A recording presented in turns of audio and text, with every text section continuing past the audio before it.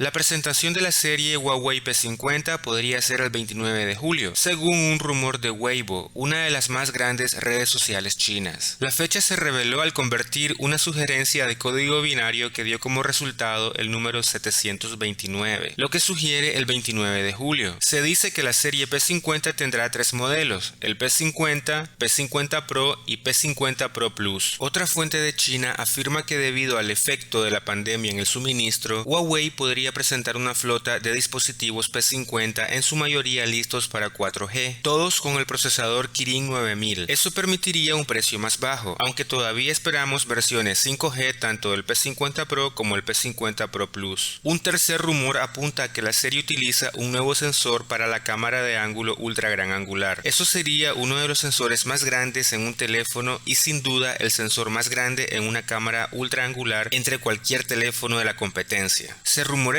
que el sensor principal de cámara en al menos el P50 Pro y Pro Plus es un Sony IMX800 de 1 pulgada, el sensor de teléfono más grande hasta la fecha. Un dato final sobre la serie P50 es que el P50 tendría una ligera curva en su pantalla OLED, mientras que el P50 Pro y Pro Plus tendrían lados curvos en forma de cascada.